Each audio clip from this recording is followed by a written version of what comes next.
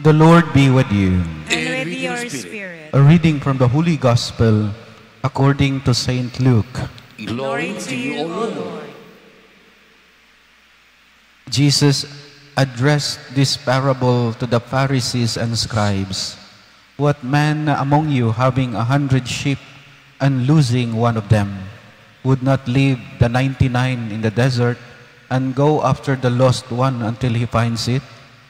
And when he does find it, he sets it on his shoulders with great joy, and upon his arrival home, he calls together his friends and neighbors and says to them, "Rejoice with me, because I have found my lost sheep." I tell you, in just the same way, there will be more joy in heaven over one sinner who repents than over 99 righteous people who have no need of repentance. The Gospel of the Lord. Praise to you, Lord Jesus Christ. Looking at the image of the Sacred Heart of Jesus, or the statue of the Sacred Heart of Jesus, one thing prominent is his heart is protruding, sticking out. Nigawas ang ihang kasing-kasing. If this image is real, live, perhaps the children would be afraid. Mahadlok siguro ang mga bata. Okay, nigawas ang kasing-kasing.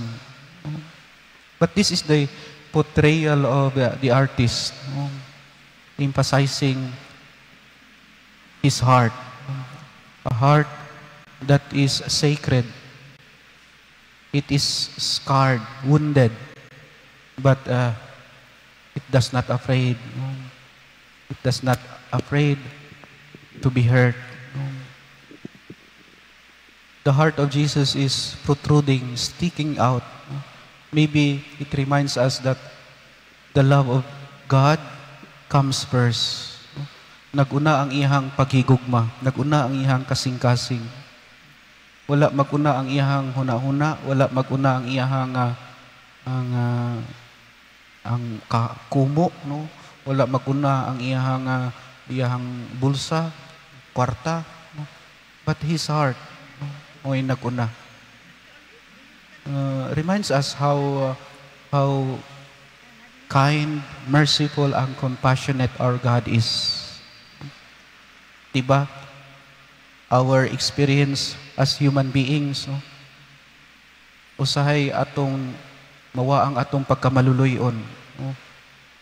Maguna ang huna-huna, no? Maguna ang kumo, no? Maglagot na gani, no? Birahan din sa dapatan dayon, no? Sa puto na gani, maguna ang hurting words, no? Kung naay pangayoon nga favor, maguna ang bulsa, no? Ang kwarta, no? But our God, love comes first.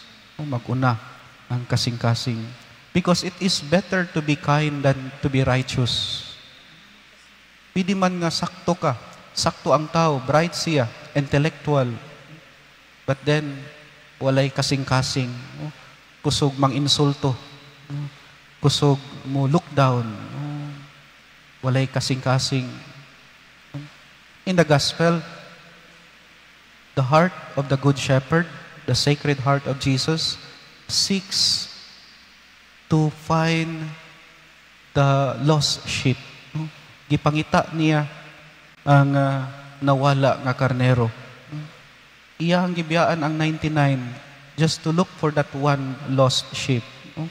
We can imagine, the value of the one which is lost, is equivalent to the value of the 99.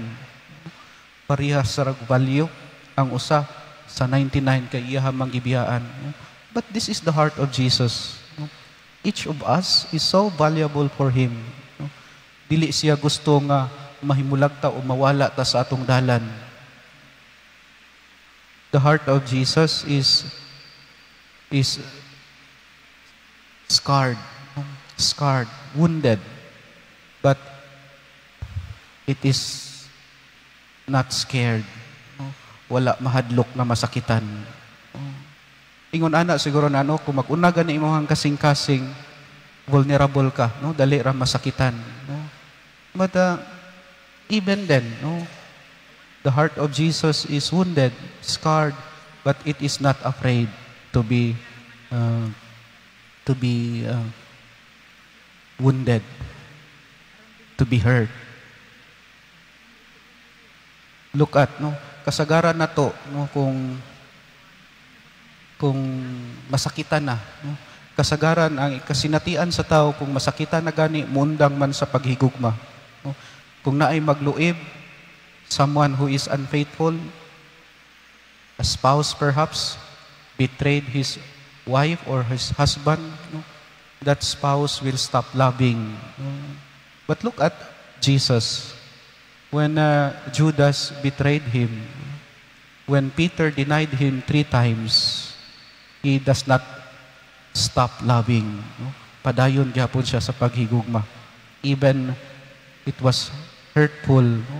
Sakit para kaniya, but he continue to love. This is the heart of Jesus. This is what we celebrate today. Let the heart of Jesus be also our hearts too. No? That the way Jesus loves us will somehow we imitate the love of Christ who loves us first. Let us imitate the love of Christ. This is our celebration and this is our invitation. Amen.